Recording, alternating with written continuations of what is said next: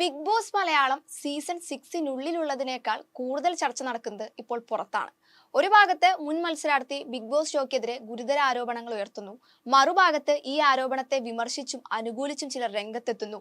അതിന്റെ പേരിൽ ചർച്ചകളും മറ്റും നടക്കുന്നു. ഇങ്ങനെയാണ് ഇപ്പോൾ നിലവിലെ അവസ്ഥ. പറഞ്ഞു വരുന്നത് സീസൺ 6 ആണ് നടക്കുന്നതെങ്കിലും സീസൺ 4 മത്സരാർത്ഥി അഖിൽ മാരാരാണ് നിലവിലെ കണ്ടന്റ് മേക്കർ. ഈ കോലാഹലങ്ങൾക്കിടയിൽ കഴിഞ്ഞ ദിവസം സീസൺ 6 മുൻ മത്സരാർത്ഥി ജാൻ മോണിദാസ് അഖിൽ മാരാറിനെതിരെ രംഗത്തെത്തിയിരുന്നു. അഖിൽ ബിഗ് ബോസിനെ മോശമായി ചിത്രീകരിച്ചുകൊണ്ട് കണ്ടന്റ് ഉണ്ടാക്കുകയാണെന്നും അത്തരത്തിലുള്ള ഒരാൾ പറയുന്നത് നിങ്ങൾ ശ്രദ്ധിക്കരുതെന്നും ബിഗ് ബോസ് ടൈറ്റിൽ വിന്നറായ വ്യക്തിക്ക് ഇപ്പോഴാണോ ഇതൊക്കെ തുറന്നു പറയാൻ തോന്നിയതെന്നാണ് ജാൻ മണി സംഭവത്തിൽ പ്രതികരിച്ചത്. ഈ അഖിൽ മാരാർ അവന് എന്താ കാണിക്കണേ? അവർക്ക് എന്താ പറ്റി? അവൻ്റെ എന്തെങ്കിലും പ്രശ്നമുണ്ടോ? ആണ് ഇതെൻ്റെ ക്വസ്റ്റ്യന്.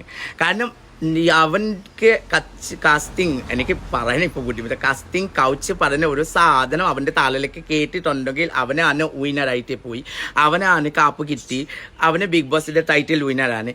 പിന്നെ ഇവന് എത്ര വർഷം, ഒരു വർഷം കഴിഞ്ഞിട്ടാണ് അവന്റെ തലയിലേക്ക് കാസ്റ്റിംഗ് കൗച്ചിലാണ് ആ സാധനം കേറിയിട്ടുണ്ടായോ. പിന്നെ എല്ലാം പെണ്ണുങ്ങൾക്ക് എനിക്ക് ഒരു റിക്വസ്റ്റ് ഉണ്ടോ, it's very safe, it's like on home. That is the reason I cried it. So എല്ലാവർക്കും മനസ്സിലായി. കാരണം നമുക്ക് നമ്മൾ സ്വന്തം വീട്ടിലെ പോലെ താമസിക്കുന്ന അവിടെ ഒരു അങ്ങനെ പോലെ സംഭവമേ ഇല്ല. പക്ഷെ ഈ ആളെ എന്താണ് പറയുന്നത് എനിക്ക് മനസ്സിലാവില്ല. Please boycott Akhil Marar. It's very irritating. തൊട്ടു പിന്നാലെ അഖിൽ മാരാർ ജാൻമണിക്ക് കമന്റിലൂടെ മറുപടി കൊടുക്കുകയും ചെയ്തു.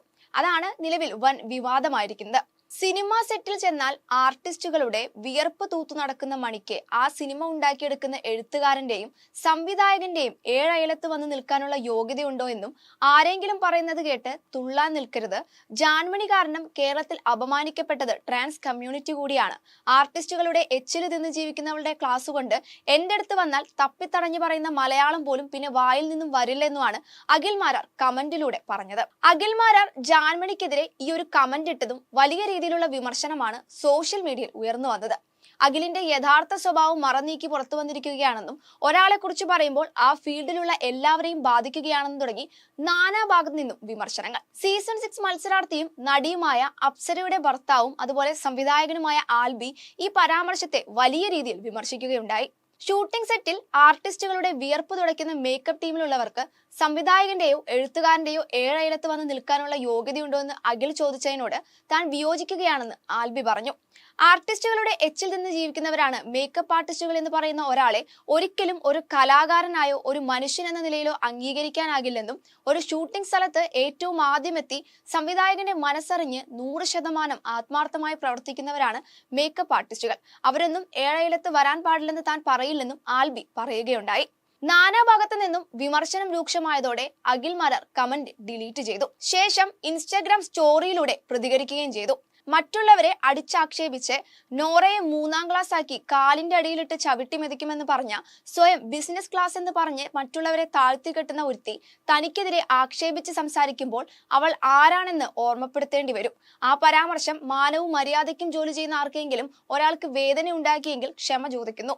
ജാൻമണി എന്ന അഹങ്കാരിക്കെതിരെ എന്ത് പറഞ്ഞോ അതിൽ ഉറച്ചു തന്നെ നിൽക്കുന്നു എന്നും അഖിൽ സ്റ്റോറിയിൽ പറഞ്ഞു. ഇങ്ങനെയാണ് സംഭവങ്ങൾ ഉണ്ടായത്. ബിഗ് ബോസ് ഷോയെ കുറിച്ച് അഖിൽ മാരാർ പറഞ്ഞ ആരോപണം ശരിയോ തെറ്റോ ആയിക്കൊള്ളട്ടെ, പക്ഷെ ഒരു മത്സരാർത്ഥിയെ കുറിച്ച് ഇത്രയും മോശമായി പറയേണ്ടതിന്റെ ആവശ്യമുണ്ടോ എന്ന് നമ്മൾ ചിന്തിക്കേണ്ടതുണ്ട്.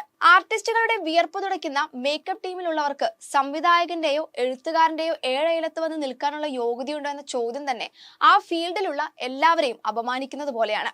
ഇനി ഒരാളെ തന്നെയാണെങ്കിലും അത്തരം ഒരു പ്രസ്താവന ഒട്ടും അംഗീകരിക്കാൻ പറ്റാത്തത് തന്നെയാണ്. എന്തായാലും സംഭവത്തിൽ എന്തെല്ലാം കോലാഹലങ്ങളാണ് ഇനി ഉണ്ടാകാൻ പോകുന്നതെന്നാണ് കണ്ടറിയേണ്ടത്.